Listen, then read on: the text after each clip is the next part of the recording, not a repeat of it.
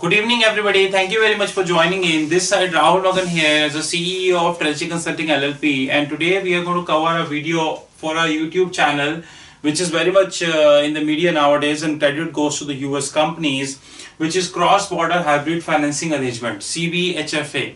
Now, we all know that at a periodic level, the business newspapers and the business media is full of the fact that the Apple is not paying taxes in the US, or they have more than $228 billion of cash, which is not here in the US, which is in the offshore entity, especially in the island. The same is the case of Microsoft, the same is the case of Google and a lot of US entities. But unfortunately, what we do, we just read this and we tend to make our judgment that oh no, Apple is not, if Apple is doing good or Apple is not doing good, and etc. We just make our judgment and forget. But we not tend to believe that what exactly these are. What exactly they are? These are known as cross-border hybrid financing agreements. Now, this topic which we are covering, cross-border hybrid financing agreements, this would surely become in the media very soon, and especially when Trump is going to be the president of the United States. Because one of the pillars of the Trump's, which he clearly said that he is surely going to reduce the American tax rate, which is currently 39%, and also would reduce the debt pile, which is as per the books is over $30 trillion, but this is as per the market, this is multi-trillion dollar unrecorded. He is going to reduce the debt pile. In fact, I hope you are following the business channels, and in these business channels, the opposition of Donald Trump has clearly mentioned that your first priority should be to reduce the American debt pile. I don't know, once during election campaign, nobody talked about the debt pile. Everybody was silent. Nobody was talking about the except Donald Trump. Donald Trump was talking about the tax rates and the frugal funding which US is doing. But as soon as he turned out to be the president, I don't know how come immediately you want him to reduce the, not only reduce the tax rates but also reduce the frugal spending, and which ultimately led to the debt pile of the US, which as per books is standing at $30 trillion. And also, people are advising him to reduce the balance sheets of the Federal Reserve to which is currently standing at $4.5 trillion to $2.5 trillion, or less than $2 trillion. I think people think that Donald Trump is having a magic wand and he just think about it and it should happen. But this is not something. This is not the case, to be honest. This all because of the tax rates. There is something. We always tend to believe that why Apple is not paying taxes in India, in US, because we always want to blame Apple, but we never think that why Apple not interested to pay tax in US is because of the tax rates.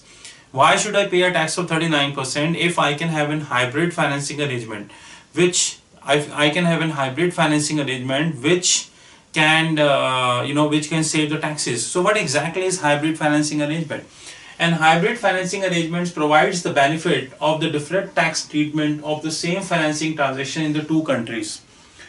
Number one, hybrid financing used to fund members of multinational corporation. They are classified as investors in the case of equity country and debt in the case of the borrower country. This is hybrid financing arrangement.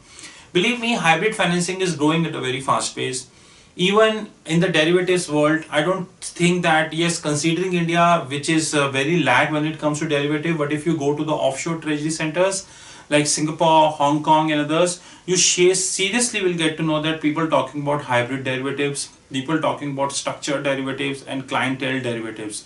Similarly, in that regards, you have cross-border hybrid financing arrangements here.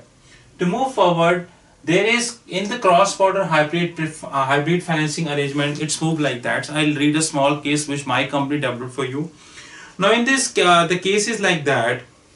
Suppose there is a US company who wanted to provide a funding to a French subsidiary for a business expansion. Now the US company may provide a funding to French. There is no problem. They can provide the loans also. Alternatively, that is that the tax part, the interest part is going to be deductible in the books of the French subsidiary. However, the American subsidiary will not get a benefit of that. Now, in a hybrid financing arrangement, what an American company will do, an American company will come to a bank. Now, I assuming this is Amazon. Amazon will come to a bank, assuming this is UBS US, and Amazon US, and they need to fund to Amazon India. Now in this case, what would happen? They will fund in such a way that this going to be accepted as an equity here, and this is going to be accepted as a debt here. Since it is going to be accepted as a debt in the books of the Amazon India, they are going to get the benefit of the taxation because they are paying interest here. And here they are earning this interest as a dividend, which should not be taxed. Plus, since the money is not given for ultimately longer tenure, this is a short-term funding which has been allocated to Amazon India. They can also hedge the same, which is known as net investment hedging. So using net investment hedging to be done by Amazon US in the books of Amazon India, they can hedge their portion. So that because Amazon India functional currency is in INR, on the other hand Amazon US functional currency is in dollar. This is what hybrid financing arrangements is all about. More about today, Google, Apple, Microsoft, and more than 700 American corporates are subject to have hybrid funding arrangements. Unfortunately, we still tend to believe that they are doing wrong, but we should not be never tend to agree that it is because of the taxation issues these American companies are subject to go to offshore centers. Now Apple, which have $228 billion of the cash, and out of which just $20 billion of the cash is sitting in US, rest entire is outside, and major part is in Ireland, and they are facing the probe of approximately, they are currently in the courts, whereby they are asked to pay roughly $15 billion as a fine for that. 15 billion is nothing for Apple. Nothing for Apple. A company who is $228 billion of cash has been asked to pay $15 billion, which is not even 10%. It's roughly 7.5% of that. But the point is, what would if the Trump, who is an American president or scheduled to be an American president in January 2017, would reduce his American tax rate of 39% to 25%, maybe further less. This creates a lot of problem for hybrid financing arrangements, because majority of the companies have already huge hybrid financing arrangement wherein they are repatriating their cash from US to different offshore locations or maybe India. In that sense, if Donald Trump would continue on his words and would reduce the tax from 39 to 25 or maybe 25 to 20%, these hybrid financing arrangements will matter, and there is a strategic need to change that. I'm not saying that time has, you just need to change this today. All the corporates, those who are watching this video and have any form of hybrid financing arrangement, they need to think twice before initiating a fresh one.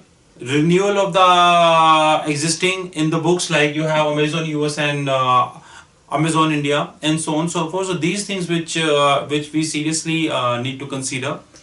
At the same time, we also would like to add that with hybrid financing arrangement, there is also one thing which is known as hybrid structures, which we not mentioned here.